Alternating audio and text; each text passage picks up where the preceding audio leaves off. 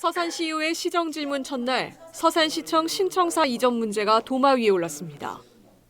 임재관 의원은 신청사 후보 부지에 현 청사 자리도 포함시켜야 한다고 주장했습니다.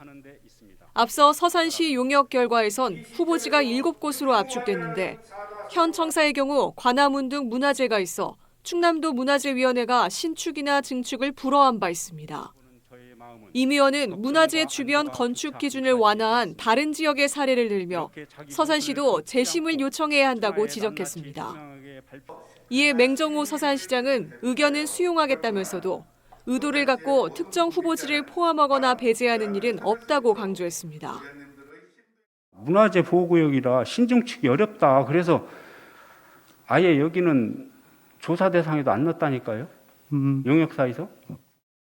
문화재 심의위원회에서 당초 현 부지에 청사 부지에 신청사를 지을 경우 규모에 대한 문제도 이제 몇 가지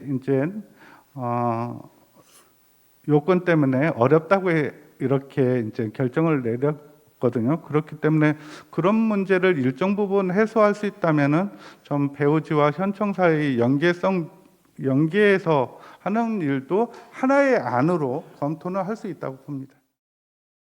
현청사 이전을 전제로 해서 용역을 의뢰한 것이라는 이런 상당한 의심이 가요.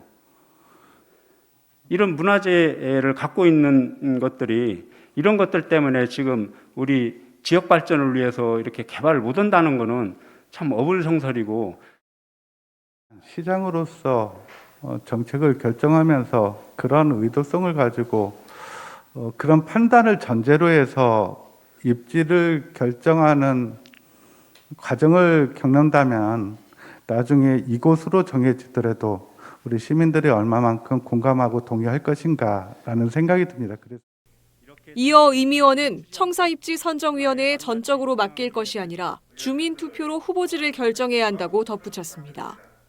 맹 시장은 위원회와 시민참여단 운영이 다소 생소한 방식이지만 시민들의 의견을 듣는 공론화 과정이라며 계속 정착시켜 나가야 한다고 밝혔습니다.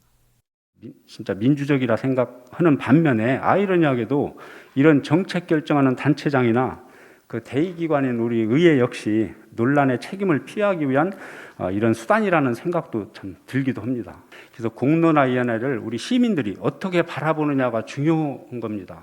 당시 그 자원회수 소각시설 결정할 때도 다소 그 여론 갈등들이 있었어요.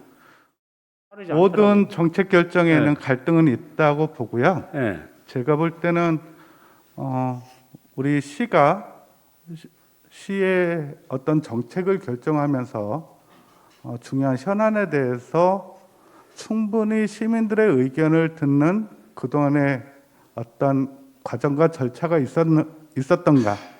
그거는 없었다고 봐요. 그런데 민선 7기 들어오면서 제가 시민의 서산을 이야기하지 않았습니까? 그래서 시민들의 뜻을 충분히 묻기 위해서 공론화위원회를 구성했고, 지난달 서산시 청사입지 선정위원회는 코로나19 여파로 청사 신축 논의를 잠정 중단하기로 했습니다. 시민 참여단 활동과 현장 토론회 개최 등이 재개되면 청사 입지 후보지도 추려질 것으로 보입니다.